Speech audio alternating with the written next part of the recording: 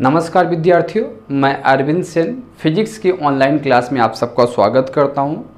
आज हम जो देखेंगे फिजिक्स देखेंगे, यानी भौतिकी, यानी फिजिक्स का मतलब क्या होता है, इसकी कौन कौन सी ब्रांचेस हैं, इसमें हमें क्या क्या पढ़ना है, इन सब टॉपिक पे हम बात करेंगे।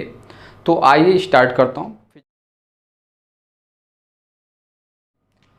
सबसे पहले यहाँ पे कुछ वर्ड लिख रहा हूँ, वर्ड ध्यान से देखिएगा।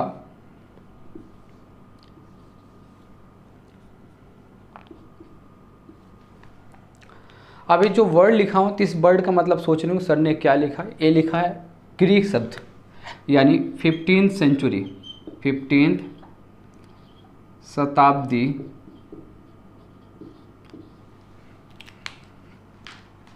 15वीं शताब्दी, 15th सेंचुरी के वर्ड लिख दिया हूँ। और ये कैसे वर्ड हैं? ग्रीक। तो हमने लिखा 15th सेंचुरी के कुछ शब्द लिखा, यानी कौन सा ग्रीक वर्ड लिखा, और इसका जब मतलब है जो देखते हैं क्या लिखा हूँ, इसको बोलते हैं फिजिक्स। फिजिक्स यानी भौतिकी लिखा। अब इस भौतिकी का है जो फिजिक्स है, तो फिजिक्स को जो हमने देखा ग्रीक शब्द में देखा, तो ग्रीक शब्द में देखा तो ये फ्यूसिस से मिलकर बना है।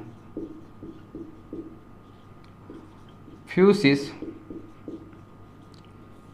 आई थिंक क्लियर हो गया।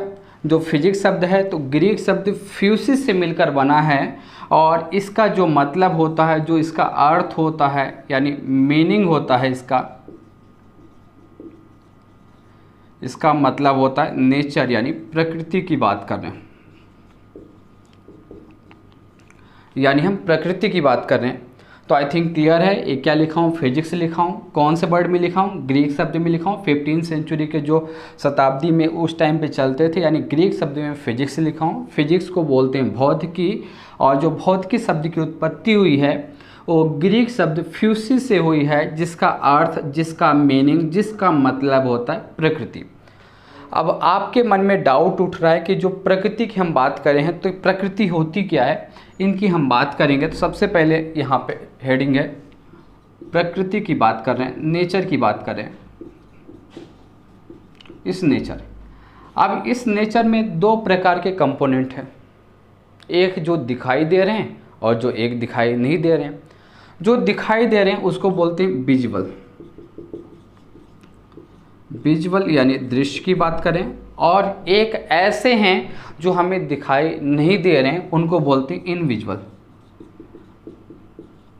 इनविजुअल यानी अदृश्य की बात करें। तो आई थिंक समझ में आया कि इस प्रकृति में कितने घटक हैं, यानी जो प्रकृति है दो कंपोनेंट, दो घटकों से मिलकर बनी है। एक होता है विजुअल कंपोनेंट और एक होता है इनविजुअल कंपोनेंट। विजुअल मतलब दृश्य जो हमें दिखाई दे रहा है, इनविजुअल मतलब जो हमें दिखाई नहीं दे रहा है, मतलब अदृश्य। अब जो एक विजुअल लिखा हूँ, इस विजुअल का मतलब क्या होता है? यहाँ पे जो विजुअल है, तो विजुअल में क्या क्या आते हैं? तो विजुअल में आपने सुना होगा मैटर या सब्सटेंस की बात कर रहे हैं, यानी यहाँ पे द्रव्य या पदार्थ। मैं यहाँ पे हिंदी इंग्लिश दोनों में बात कर रहा हूँ, द्रव्य या पदार्थ। अब इस इनविजुअल में क्या आता है? इस इनविजुअल में आता है, आपने एनर्जी का नाम सुना होगा, यानी ऊर्जा की बात करें। तो समझ में आया कि जो प्रकृति है, तो प्रकृति दो कंपोनेंट से मिलकर बना। पहला है विजुअल या दृश्य जिसको बोलते हैं, दूसरा क्या है? इनविजुअल यानी अदृश्य जो हमें दिखाई नहीं दे रहा। दृश्य में क्या आता है? मैटर आता है, सब्सटेंस आता है, यानी द्रव्य या पदार्थ बोलते हैं, और इसमें इनविजिबल में एनर्जी या ऊर्जा आता है। जैसे मैं आपको दिखाई दे रहा हूँ, तो कौन सा कंपोनेंट? विजुअल। जो आपको दिखाई नहीं दे रहा, यहाँ पे बहुत सारी प्रकार की एनर्जी है जो आपको दिखाई नहीं दे रहा, तो कैसा है? अदृश्य। अब हम बात करें, फिर से एक बार बता दूं, रिमाइंड करा दूं, एक है 15वीं शताब्दी के कुछ शब्द लिखे हैं। कैसे शब्द हैं? ग्रीक शब्द, इसका मतलब होता है फिजिक्स या भौतिकी। अब इस भौतिकी है, तो भौतिकी को ग्रीक शब्द में फ्यूसिस से मिलकर बना है, जिसका अर्थ, जिसका मतलब होता है नेचर यानी प्रकृति। अब इस प्रकृति की बात करें तो इस प्रकृति में दो प्रकार के कंपोनेंट हैं। एक होता है विजुअल और एक होता है इनविजिबल। विजुअल मतलब जो हमें दिखाई देता है, यानी इसमें मैटर या सब्सटेंस आते हैं, और दूसरा यहाँ पे क्या, एनर्जी। इतना होने के बाद अभी हम फिजिक्स के डिफिनेशन की बात करेंगे, इसकी परिभाषा क्या होगी। तो सबसे पहले हम मैटर और सब्सटेंस पे बात करते हैं। अब बात करते हैं जो विजुअल की, हमने बात किया कि जो विजुअल है, जो दृश्य है, उसकी बात करें। तो इस दृश्य में क्या है, मैटर आया, तो इस मैटर की हम बात करेंगे। तो इस मैटर में क्या होता है कि सबसे पहले मैटर या जो सब्सटेंस है उस सब्सटेंस की बात करते हैं। मैटर मतलब होता है जो द्रव्य है, जो पदार्थ है, उसकी अगर हम बात करें तो द्रव्य या पदार्थ क्या होता है, जैसे आपने सुना होगा सॉलिड, लिक्विड, गैस, ये क्या है, मैटर या सब्सटेंस है, ठोस, द्रव, गैस। अब इसमें इसकी जो प्रॉपर्टी होती है वो प्रॉपर्टी क्या होती है उसकी हम बात करें। तो सबसे पहले प्रॉपर्टी होता है कि ये स्पेस ऑक्यूपाई मतलब स्थान घेरता है। समझ में आया? यानी विजुअल कंपोनेंट में क्या, मैटर या सब्सटेंस आता है, तो क्या करता है, स्पेस ऑक्यूपाई मतलब स्थान घेरता है। सेकंड नंबर पे आता है प्लेस, यानी जगह भी घेरता है। अब हम बात करते हैं प्लेस यानी स्थान घेरता है, इसका जो वेट होता है, तो यहाँ पे लिखेंगे वेट, यानी इसका क्या होता है, भार होता है, वेट गेन करता है, भार होता है। तो आई थिंक समझ में आ गया। तो क्या समझ में आया, जो है तो यहाँ पे विजुअल में मैटर या सब्सटेंस आया, ये क्या करता है, स्पेस ऑक्यूपाई मतलब स्थान घेरता है, वेट यानी इसका भार होता है। और इसमें अगर हम बात करें तो क्या होता है, जैसे यहाँ पे सॉलिड हो गया, फिर लिक्विड हो गया, फिर क्या हो गया, गैस हो गया, यानी जिसको बोलते हैं ठोस, द्रव, गैस। क्लियर हुआ? ये किसकी बात किया, विजुअल। अब हम सेकंड नंबर पे बात करेंगे इनविजिबल, यानी अदृश्य की बात करेंगे।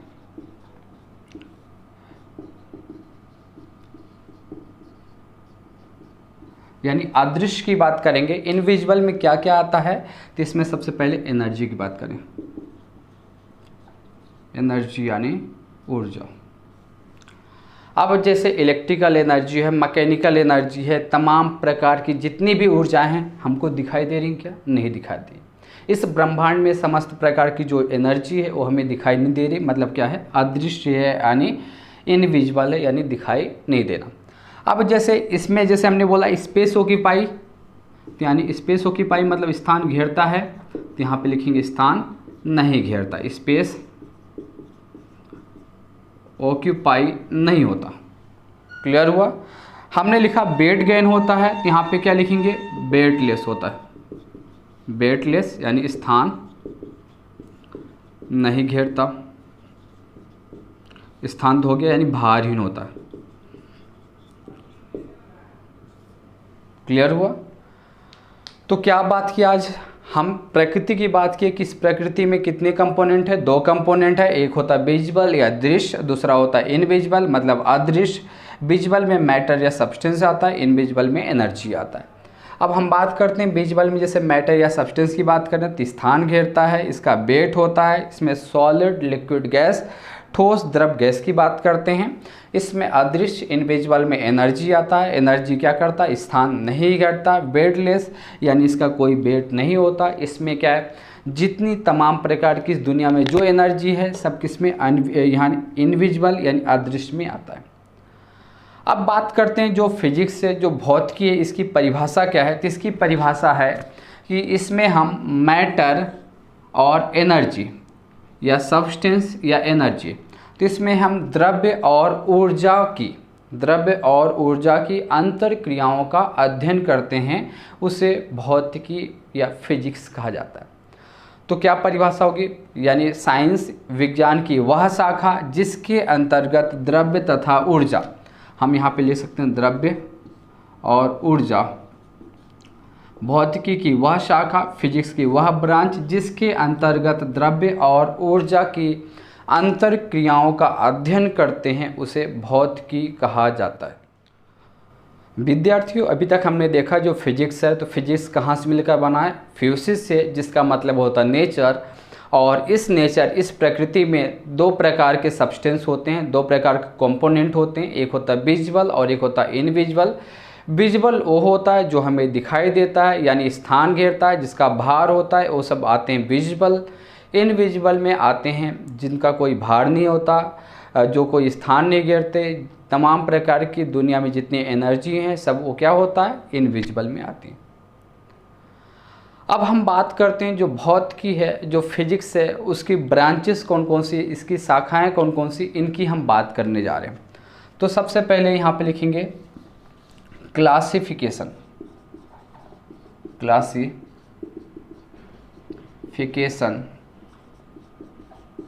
वर्गीकरण। हम इसका जब वर्गीकरण करेंगे तो वर्गीकरण दो तरीके से करते हैं। एक होता है क्लासिकल फिजिक्स, यानी जिसको बोलते हैं परंपरागत भौतिकी। और जो सेकंड नंबर पे हम बात करते हैं, तो सेकंड नंबर पे हम बात करेंगे मॉडर्न फिजिक्स। मॉडर्न फिजिक्स यानी आधुनिक भौतिकी।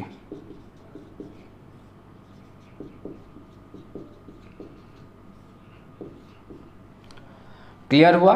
तो जो हम फिजिक्स का जो वर्गीकरण करते हैं, दो प्रकार से पढ़ते हैं, दो प्रकार का क्लासिफिकेशन करते हैं। सबसे पहला है क्लासिकल फिजिक्स या परंपरागत भौतिकी, या इसी का जो दूसरा नाम है, दूसरा जो बोलते हैं चिर सम्मत भौतिकी। चिर सम्मत भौतिकी, एंशिएंट फिजिक्स। अब मॉडर्न फिजिक्स। अब हम दोनों के जनक देखते हैं कि इसके जो जनक हैं, इसके जो पितामह हैं वो कौन है। तो क्लासिकल फिजिक्स यानी परंपरागत भौतिकी का मतलब होता है जो हमारी परंपरा चली आ रही, उसके आधार पे हम बात करते हैं, यानी एंशिएंट फिजिक्स की बात करें तो किस में आता है? Classical physics. मॉडर्न फिजिक्स में जो कहना चाहिए कि डे टू डे अपडेट हो रहा है, हम सब किस में बात करेंगे? मॉडर्न फिजिक्स में। अब इसमें जो क्लासिकल फिजिक्स है, तो क्लासिकल फिजिक्स के जो फादर है, जो जनक है, उन जनक की बात करते हैं। जो जनक हैं, फादर हैं, वो बोला जाता है सर आइजक न्यूटन को। तो आपसे कोई पूछता है कि जो चिरसम्मत या परंपरागत भौतिकी है, तो इसके जो जनक है वो जनक कौन है? तो इसके जनक सर आइजक न्यूटन जी को कहा जाता है। ये क्या होता है? 1900 के पूर्व। 1900 के पूर्व अगर हम फिजिक्स की अगर बात करें कि 1900 से पूर्व जितनी भी घटनाएं घटित हुई, जो भी हुआ, इन सब का अध्ययन हम किस में करते हैं? क्लासिकल फिजिक्स यानी परंपरागत। अब बात करते हैं इसके जो पिता हैं, जो जनक हैं, वो जनक की बात करते हैं। तो इसके जो जनक हैं अल्बर्ट आइंस्टीन। इनके जो जनक हैं, जो इनके पिता हैं, वो अल्बर्ट आइंस्टीन जी को माना जाता है। अब इसमें क्या करते हैं? 1900 के बाद, बाद मतलब आफ्टर 19th सेंचुरी। तो आई थिंक दोनों समझ में आए। इसका जब क्लासिफिकेशन करते हैं तो पहला है क्लासिकल फिजिक्स या यहाँ पे चिरसम्मत भौतिकी। इसके जो जनक हैं वो सर आइजक न्यूटन जी को माना जाता है। और यह क्या करते हैं? इसमें 1900 से पूर्व जितनी भी घटनाएं घटित हुई, जितना भी हुआ, तो हम उसको क्लासीफाई करके किस में रखे गए? क्लासिकल फिजिक्स में। अब यहाँ पे मॉडर्न फिजिक्स की बात करते हैं, आधुनिक भौतिकी की बात करते हैं। तो इसके जो जनक हैं, जो इसके पितामह हैं, वो अल्बर्ट आइंस्टीन जी हैं। और इसमें हम 1900 के बाद की जितनी भी घटनाएं, वो सब हम बात करेंगे। तो आइए एक एक का क्लासिफिकेशन करके हम देखते हैं कि किस में हमें क्या पढ़ना है, क्या नहीं पढ़ना। सबसे पहला जो टॉपिक है वो हमें क्या, किसकी बात करना है? क्लासिकल फिजिक्स यानी परंपरागत भौतिकी की बात करेंगे। टॉपिक क्लियर है। तो हम किसकी बात करेंगे? क्लासिकल फिजिक्स, परंपरागत भौतिकी की हम बात करेंगे। तो इसमें सबसे पहले देखते हैं, हमने जैसा देख लिया कि इसके जो जनक हैं, आपको पता भी होगा जनक किसको माना जाता है? न्यूटन जी को माना जाता है। फिर इसमें करना चाहिए कब की बात करते हैं? 1900 से पूर्व की जितनी भी बात हैं इसमें हम बात करते हैं। सबसे पहले बात करते हैं इसमें जो अपडेट है, अपडेट नहीं मिलता, जो पुराना है, जो पहले बनाया गया, जैसे न्यूटन का तीसरा जो 1646 में न्यूटन ने 3 नियम, न्यूटन का प्रथम नियम, द्वितीय नियम, तृतीय नियम, वो आज हम पढ़ रहे हैं। गैलीलियो को जो समीकरण v=u+at, फिर दूसरा क्या है s बराबर ut+12at², थर्ड क्या है v²=e²+2s, आज हम एज इट इज वही पढ़ रहे हैं जो पहले पढ़ते थे। यानी इसमें किसी भी प्रकार का कोई भी चेंजेस नहीं हुआ, जो पहले था वही है। यानी हम क्लासिकल फिजिक्स यानी परंपरागत भौतिकी में हम इसमें चर्चा कर रहे हैं। अब इसमें करने के बाद इसमें सबसे है जो है तो बताया गया कि जो मैटर है, मैटर को एनर्जी, जो यहाँ पे द्रव्य है और ऊर्जा है, तो इसमें बोला गया द्रव्य को ऊर्जा में और ऊर्जा को द्रव्य में कन्वर्ट नहीं किया जा सकता। इतनी बात हो गई। अब हम बात करते हैं कि इसमें हमें कौन कौन से टॉपिक देखना है। तो सबसे पहले इनके टॉपिक हमें क्या क्या पढ़ना उसकी बात करते हैं। तो सबसे पहले इसमें हम देखेंगे मैकेनिक्स यानी यांत्रिकी की बात करेंगे। तो यांत्रिकी में हम पढ़ते क्या हैं? गति, उपकरण। तो इसमें हम क्या पढ़ते हैं? गति यानी मोशन, और उपकरण यानी डिवाइस की बात करते हैं। इसमें जैसे आपने देखा फॉर एग्जांपल आपने बात किया 1D, 2D, 3D, मतलब 1 डायमेंशनल, 2 डायमेंशनल, 3 डायमेंशनल आज हम पढ़ रहे हैं। जो पहले पढ़ते थे वही पढ़ रहे हैं। फिर इसमें हम बात करते हैं यहाँ पे जैसे वृत्तीय गति का नाम सुना होगा, वृत्तीय गति यानी सर्कुलर मोशन, प्रक्षेप गति, प्रोजेक्टाइल मोशन, फिर यहाँ पे कोणीय वेग, इन सब की हम बात करते हैं किसमें? मैकेनिक्स यानी गति और उपकरण में। अब यहाँ पे जैसे बात हुई उपकरण, यानी उपकरण में क्या है? स्क्रू गेज का नाम सुना होगा, गोलाई मापी का नाम सुना होगा, इन सब की हम बात करेंगे मैकेनिक्स में। फिर जो इसका जो सेकंड जो टॉपिक है, अब इसमें कोई भी चेंजेस नहीं है। न्यूटन का जो यहाँ पे 1686 में जो नियम थे, 1686 में जो 3 नियम थे, वो सेम टू सेम हम क्या कर रहे हैं? पढ़ रहे हैं। जैसे न्यूटन का जो प्रथम नियम, द्वितीय नियम, तृतीय नियम जो दिया था वही आज पढ़ रहे हैं। गैलीलियो का जो समीकरण पहले दिया था वही समीकरण हम आज पढ़ रहे हैं। मतलब इसमें किसी भी प्रकार का कोई अपडेट नहीं है, जो पहले था जितना सिलेबस है वही हम सब पढ़ रहे हैं। अब सेकंड नंबर पे बात करते हैं ऑप्टिक्स की बात करते हैं। ऑप्टिक्स यानी प्रकाशिकी की बात करें, हम प्रकाशिकी की बात करें, ऑप्टिक्स की बात करें, तो ऑप्टिक्स को 2 पार्ट में डिवाइड किया गया है। सबसे पहले जो है तो हम बात करते हैं वेव यानी तरंग की बात करेंगे, और दूसरा है पार्टिकल्स यानी कण की बात करेंगे। अब इसमें क्या है? आपने जैसे पहला पढ़ा था रिफ्लेक्शन, रिफ्लेक्शन, परावर्तन सुना होगा, रिफ्रैक्शन यानी अपवर्तन, प्रिज्म जो पहले पढ़ा था वही आज हम पढ़ रहे हैं। फिर इसके बाद करना चाहिए जैसे मिरर, जो आपने पढ़ा होगा मिरर, दर्पण, वही दर्पण आज हम फिर पढ़ रहे हैं। अगर हम बात करें लेंस, जो लेंस की बात थी वही लेंस हम बात करेंगे। मतलब इसमें किसी भी प्रकार का कोई नया चेंजेस नहीं है, जो पहले था वही आज भी, यानी इसको बोलते हैं परंपरागत भौतिकी। अब थर्ड नंबर पे अगर हम बात करें तो थर्मोडायनेमिक का नाम सुना होगा, थर्मोडायनेमिक, थर्मोडायनेमिक यानी ऊष्मागतिकी। हम किसकी बात करें? ऊष्मागतिकी। अब ऊष्मागतिकी में आपने सुना होगा कि थर्मोडायनेमिक का नियम TD लॉ, TD लॉ यानी ऊष्मागतिकी का जो नियम है, इसमें हम बात करते हैं हीट यानी ऊष्मा की बात करते हैं, टेम्परेचर यानी ताप की बात करते हैं। इसमें हम बात करते हैं हीट इंजन, वही ऊष्मा इंजन। रेफ्रिजरेटर की बात करते हैं, मतलब इसमें अगर हम बात करें जो पहले थर्मोमीटर थे आज भी वही है जो नापना है। मतलब कहना चाहिए पहले भी थर्मोमीटर का काम क्या, टेम्परेचर को मेजर करना, आज भी काम क्या है, टेम्परेचर का मेजर करना। मतलब थर्मोडायनेमिक में ऊष्मागतिकी के नियम क्या होता है, हीट क्या होता है, टेम्परेचर ताप क्या होता है, हीट इंजन क्या होता है, इन तमाम बातों तमाम टॉपिक पे हम चर्चा करेंगे। इन सब टॉपिक को देखेंगे। इस सब किसके अंतर्गत आते हैं, परंपरागत यानी क्लासिकल फिजिक्स। इसमें किसी भी प्रकार का कोई चेंजेस नहीं हुआ। तो प्यारे विद्यार्थियों, टॉपिक यहाँ पे वीडियो रोक के इसको नोट कर लीजिएगा। फिर से एक बार मैं रिवाइज करा दूँ। क्लासिकल फिजिक्स के जो जनक हैं किसको माना जाता है, न्यूटन को। इसमें 1900 से पूर्व जितनी भी घटनाएं उन सब का स्टडी करते हैं, अध्ययन करते हैं। इसमें जो अपडेट है, अपडेट आपको नहीं मिलता। जो पहले नियम पढ़ाए जाते थे वही नियम आज भी पढ़ेंगे हम।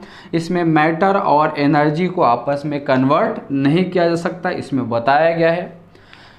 इसमें जो टॉपिक हमें पढ़ना वो सबसे पहले हम टॉपिक की बात करें तो सबसे पहले क्या लिखा है, गति और उपकरण।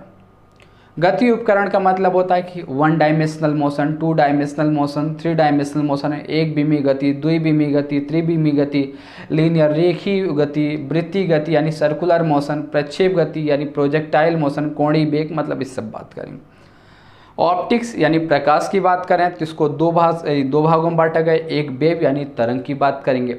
तरंग में आपने सुना होगा इलेक्ट्रोमैग्नेटिक वेव, एक्स किरणें क्या है, वाई किरणें क्या है, अल्ट्रावायलेट क्या है, इन सब की हम बात करेंगे। पार्टिकल्स में जैसे आपने सुना होगा 9, 10 जो सुना होगा, रिफ्लेक्शन परावर्तन जो पहले था वही आज भी है, रिफ्रैक्शन अपवर्तन, प्रिज्म, मिरर, दर्पण, लेंस, इन सब की हम बात करेंगे। फिर इसके बाद क्या लिखा, थर्मोडायनेमिक यानी ऊष्मागतिकी। ऊष्मागतिकी में हम पढ़ते हैं कि ऊष्मागतिकी के प्रथम नियम क्या है, द्वितीय नियम क्या है, तृतीय नियम क्या है, जीरोथ लॉ क्या होता है, इन सब नियमों की हम बात करते हैं थर्मोडायनेमिक में। हीट यानी ऊष्मा क्या होता है, टेम्परेचर यानी ताप क्या है, हीट इंजन, ऊष्मा इंजन। जो तापमापी के पहले पैमाने थे सेल्सियस, केल्विन, र्यूमर, फ़ारेनहाइट, आज भी उन्हीं स्केल का उपयोग कर रहे हैं। तो इसमें कुछ अपडेट मिला क्या, नहीं मिला, यानी कि इसमें क्लासिकल फिजिक्स की हम बात करेंगे।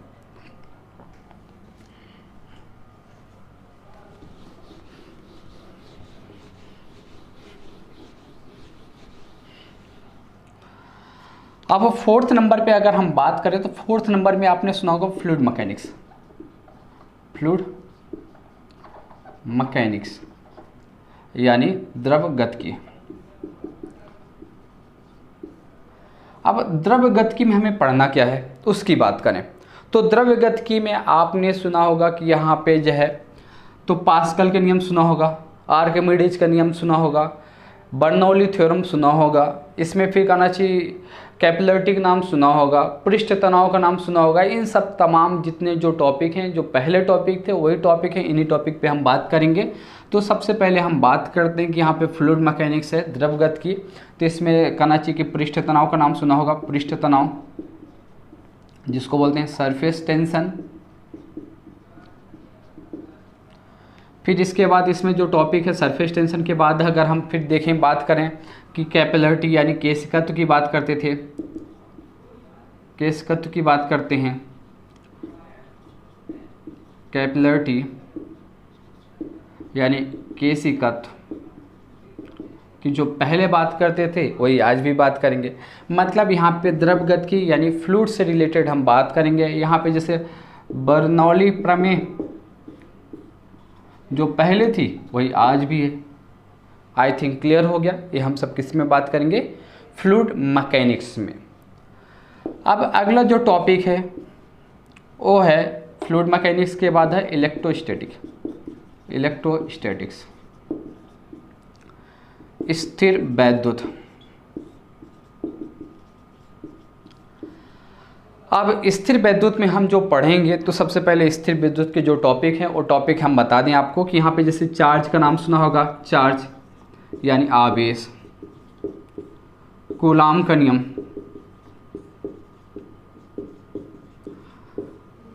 हो गया। इसके बाद फिर कहना चाहिए हम यहाँ पे जैसे पहले पढ़ते थे यहाँ प्रतिरोध, रेजिस्टेंस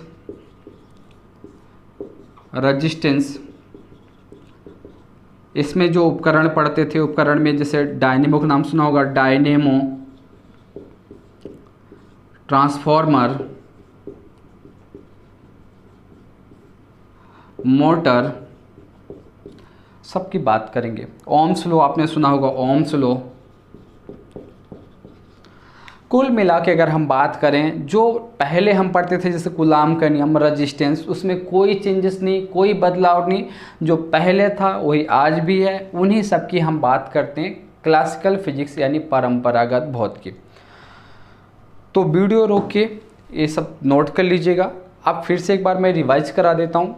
तो हम किसकी बात करें, यानी फिजिक्स का जो क्लासिफिकेशन है, भौतिकी का जो वर्गीकरण है। तो भौतिकी के वर्गीकरण में हमने सबसे पहला देखा कि मैकेनिक्स, फिर दूसरा क्या देखा, ऑप्टिक्स, तीसरा क्या देखा, थर्मोडायनेमिक यानी ऊष्मागतिकी, चौथा नंबर पे क्या देखा, फ्लूइड मैकेनिक्स यानी द्रवगतिकी, फिर अगले इसका हमने क्या देखा, इलेक्ट्रोस्टैटिक यानी स्थिर वैद्युत यानी हम चार्ज की बात किए।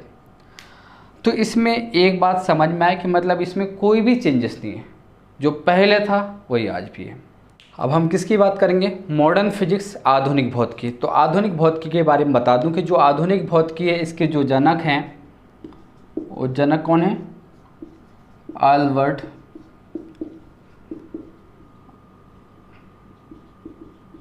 आइंस्टाइन या अल्बर्ट आइंस्टीन जी हैं। इन्होंने एक जो इक्वेशन दिया था, जो समीकरण था E=mc², तो इसको बोलते हैं सापेक्षिता का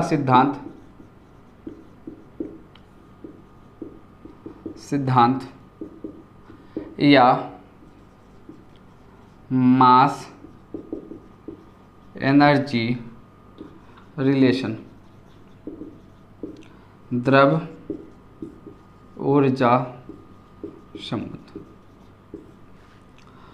तो मॉडर्न फिजिक्स जो है, तो आधुनिक भौतिकी की बात करें तो इसके जो जनक हैं वो कौन है, अल्बर्ट आइंस्टीन जी हैं, आइंस्टाइन जी हैं। इनका जो समीकरण है E=mc², ये मतलब एनर्जी है, m मतलब मास है, c मतलब होता है स्पीड ऑफ लाइट।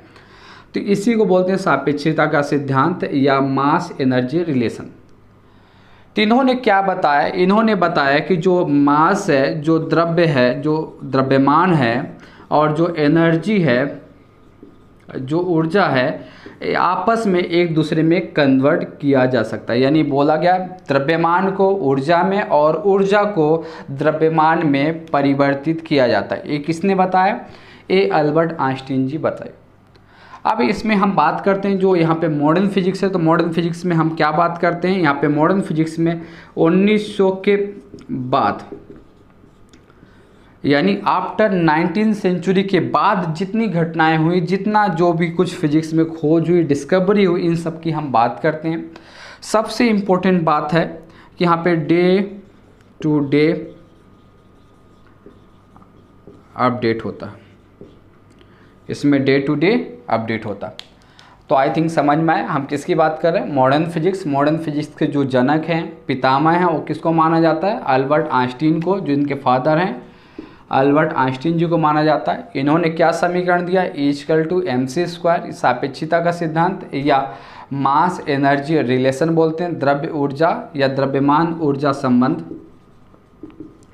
द्रव्यमान ऊर्जा संबंध। और इस संबंध में, इस रिलेशनशिप में उन्होंने बताया कि द्रव्यमान को ऊर्जा में तथा ऊर्जा को द्रव्यमान में परिवर्तित किया जाता है। इसमें 1900 के बाद फिजिक्स में जो भी क्रांति हुई, इन सब की बात करेंगे। और इसमें हम क्या करते हैं, day to day, per day कुछ ना कुछ अपडेट होता रहता, उनकी हम बात करेंगे। अब बात करते हैं इसके जो टॉपिक हैं कि हमें इसमें पढ़ना क्या है, उन टॉपिक की हम बात करें तो सबसे पहले इसमें हम बात करें तो पढ़ना है इलेक्ट्रॉनिक्स।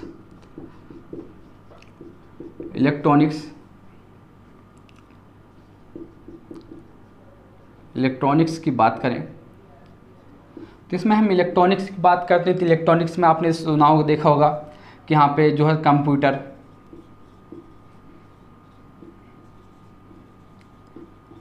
कंप्यूटर की बात करें, फिर इसमें बात करें मोबाइल, फिर इसमें बात करें रोबोट,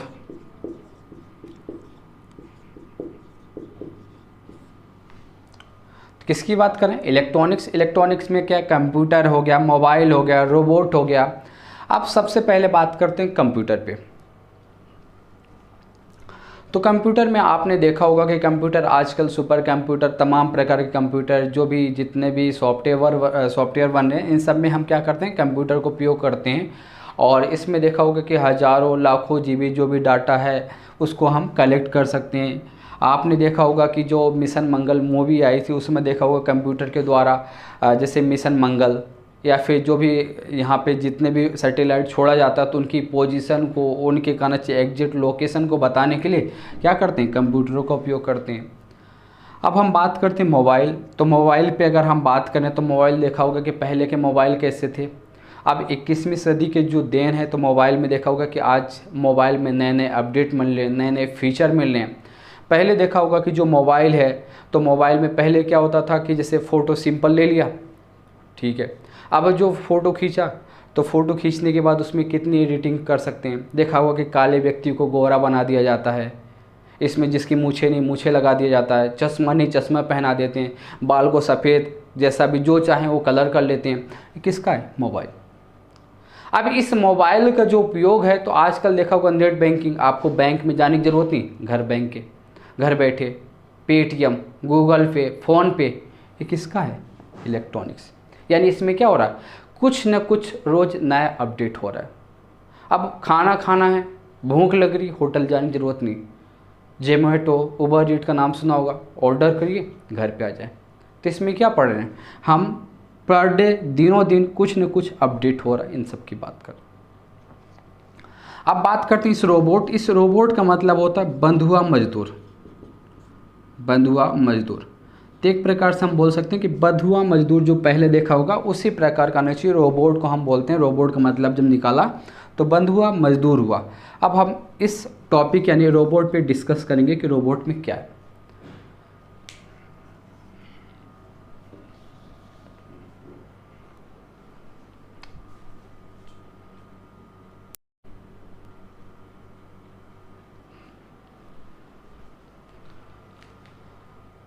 जैसा कि हम रोबोट के बारे में देख रहे हैं तो रोबोट के बारे में सबसे पहले बता रहा था कि जैसे रोबोट का मतलब जो होता है बंधुआ मजदूर। अब दुनिया का जो पहला रोबोट है, जो विश्व का जो दुनिया का जो पहला रोबोट था वो क्या है, उसका नाम था जॉर्ज। कब, 1913 के अप्रोक्स बनाया था। अपने इंडिया की बात करें कि जो अपने इंडिया है, जो अपना भारत है, तो भारत का जो पहला रोबोट है उसका नाम क्या है, उसका नाम है ब्रावो। अगर आपसे पूछा कि अपने इंडिया का जो पहला रोबोट है वो कौन सा है, ब्रावो। देखा होगा आपने मूवी देखा होगा रोबोट, फिर इसके बाद 2.0 आया जिसमें रजनीकांत जी थे अच्छे, तो उसमें देखा होगा रोबोट कैसे काम करता है, रोबोट कैसे लड़ाई करता है, किस प्रकार, यहाँ पे सब रोबोट के बारे में आपने देखा होगा। फिर बात करें कि एक सोफिया नाम का जो है रोबोट है, सोफिया नाम के रोबोट को अगस्त 2016 में सऊदी अरब की नागरिकता प्रदान की गई। तो जो सोफिया है, तो बता दूं कि जो सऊदी अरब है तो वहाँ पे कहना चाहिए मुस्लिम लोग ज़्यादा रहते हैं, तो वहाँ पे क्या है कि महिलाओं को वहाँ पे इतनी ज़्यादा छूट नहीं है। तो ऐसे में सोफिया नामक जो कहना चाहिए कि रोबोट है उसको अगस्त 2006 में सऊदी अरब की नागरिकता प्रदान की गई। उसको जो बनाने वाली कंपनी है वो कहाँ की थी, हांगकांग की कंपनी थी। अब इसको जो पुरस्कार है तो संयुक्त राष्ट्र संघ द्वारा चैंपियंस अवार्ड मिला। जो प्रथम अमानव था उसका नाम क्या था, सोफिया। उसका नाम क्या था, सोफिया। अब बात करते हैं विश्व की जो पहली कंट्री है जो रोबोट को पुलिस में शामिल करने वाली है, तो उस रोबोट का नाम है रोबोकैप। तो हम बात करें विश्व की जो पहली कंट्री है वो रोबोट को पुलिस में शामिल कर लिया है, उस रोबोट का नाम है रोबोकॉप और उस कंट्री का नाम है UAE। अब पूछेंगे UAE का मतलब क्या है, तो इसका मतलब होता है यूनाइटेड अरब अमीरात। और इंडिया में बात करें तो अपने इंडिया में इंदौर सिटी, आप इंदौर देखे होंगे कि जैसे भोपाल है, भोपाल के बाद फिर क्या इंदौर। तो इंदौर सिटी एक ऐसी सिटी बन गई जिसने जो पुलिस है तो पुलिस ने रोबोट को, यानी कहना चाहिए जो रोबोट है रोबोट को पुलिस में शामिल किया गया है और जो क्या काम कर रहा है, ट्रैफिक कंट्रोल करने में काम करता है। आई थिंक क्लियर हुआ। इतना ही नहीं, अभी बात करें न्यूजीलैंड, तो न्यूजीलैंड में जो असेंबली का जो चुनाव है, वो चुनाव जो लड़ेगा तो कौन लड़ेगा? रोबोट। और उस रोबोट का नाम क्या है? सेम। उस रोबोट का नाम क्या है? सेम। तो अब सोचिए, अब मनुष्य को मनुष्य पे भरोसा नहीं है, अब क्या करेंगे? चुनाव भी कौन लड़ेगा? रोबोट। तो मतलब कुल मिला के बात करें कि इसमें डेली कुछ न कुछ अपडेट होता रहा है और अपडेट हो रहा है। तो हमने किसकी बात किया? रोबोट। आज अगर कानच्ची की रोटी बनाना है तो क्या मशीन आ गई।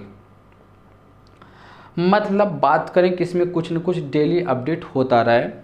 तो हमने किसकी बात किया? रोबोट। रोबोट के बारे में फिर बता दूं कि रोबोट का मतलब होता है बंधुआ मजदूर। दुनिया का पहला जो रोबोट है 1913 में जॉर्ज है। भारत का जो पहला रोबोट है वो ब्रावो है। और सोफिया रोबोट को अगस्त 2006 में सऊदी अरब की नागरिकता प्रदान हुई। और इसको जो बनाने वाली कंपनी है हांगकांग की कंपनी है। और जो पुरस्कार इसको मिला संयुक्त राष्ट्र संघ यानी चैंपियंस अवार्ड मिला। जो प्रथम अमानव था उसका नाम था सोफिया।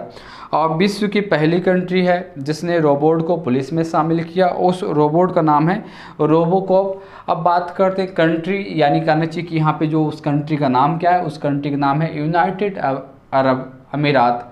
और इंडिया जो है, तो इंडिया में हम बात करें तो इंदौर सिटी एक ऐसी सिटी है। रोबोट को पुलिस में शामिल किया गया जो ट्रैफिक कंट्रोल का काम करता है। और इतना ही नहीं, न्यूजीलैंड में जो असेंबली का जो चुनाव है तो चुनाव कौन लड़ेगा? रोबोट लड़ेगा। उस रोबोट का नाम है सेम। और सेम क्या करेगा? पॉलिटिशियन बनेगा। तो हमने देखा एक इसके क्लासिफिकेशन है। हम मॉडर्न फिजिक्स, मॉडर्न फिजिक्स में आज देख रहे हैं जो भी तमाम प्रकार का काम हो रहा है, जो भी हो रहा है इसमें अपडेट हो रहे हैं, नए नए फीचर जुड़ रहे हैं। जैसे हमने मोबाइल पे बात किया तो मोबाइल में अब क्या होने लगा कि मोबाइल में ब्लूटूथ देखा, वो मोबाइल वहाँ रखी है, ब्लूटूथ लगा लिया, आवाज़ यहाँ आ रही है। मतलब जितने भी नए अपडेट हो रहे हैं सब किस में पढ़ते हैं? मॉडर्न फिजिक्स में। अब अगली बात करते हैं हम कि जो सेकंड पार्ट है इसका न्यूक्लियर फिजिक्स। तो वीडियो रोक के नोट कर लीजिएगा।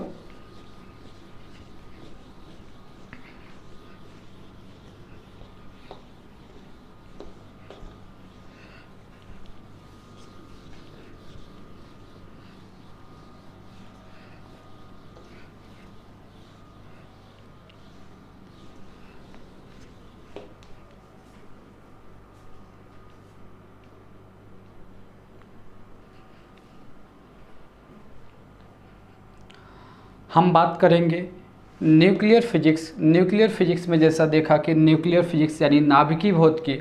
अब नाभिकीय भौतिकी में न्यूक्लियर फिजन यानी नाभिकीय विखंडन सुना होगा। तो नाभिकीय विखंडन का उपयोग करते हैं परमाणु बम, नाम सुना होगा, परमाणु बम, परमाणु भट्टी यानी न्यूक्लियर रिएक्टर, एटम बम, इन सब में किया जाता है नाभिकीय विखंडन का उपयोग।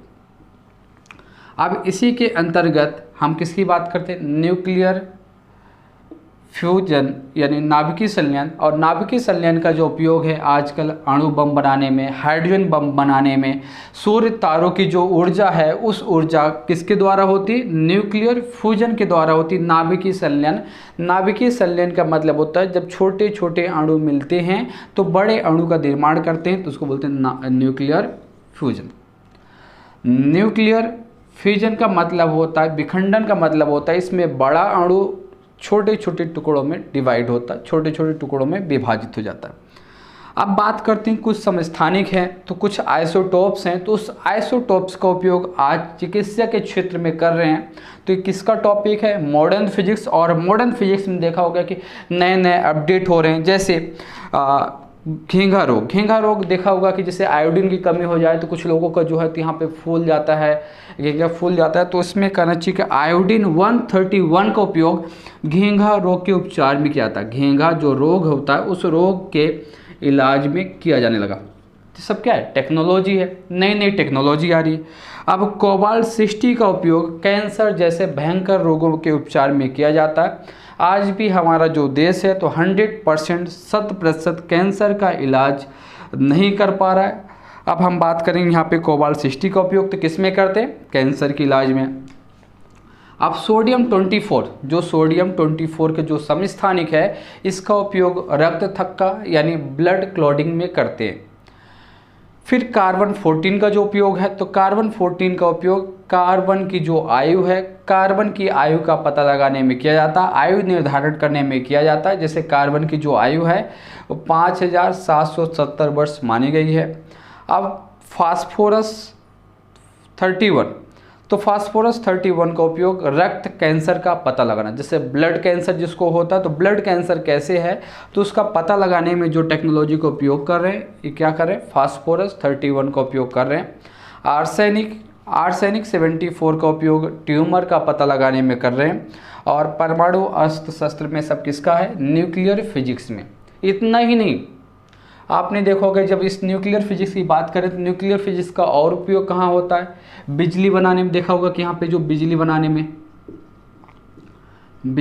में इसका उपयोग करें। जल से बिजली सुना होगा, जल से बिजली बना रहे हैं। वाटर का सुना होगा। वाटर के बाद अब जो नई टेक्नोलॉजी, फिर आपने देखा कचरे, तो कचरे से बिजली की तैयारी बनाने की तैयारी चली, तो क्या है, टेक्नोलॉजी है, नई खोज है। इतना ही नहीं, अब जो मानव मूत्र होता है, जो यूरिन है, इससे भी बिजली बनाने की तैयारी चली। तो सब क्या है, तो यहाँ पे न्यूक्लियर फिजिक्स, यानी हम नए नए डिस्कवरी, नए नई खोज के बारे में हम बात करें। तो सबसे पहले आज हमने जितना पढ़ा है, तो इसको एक बार मैं आपको रिमाइंड करा देता हूँ, एक बार बता देता हूँ कि आज हमने क्या क्या टॉपिक देखा।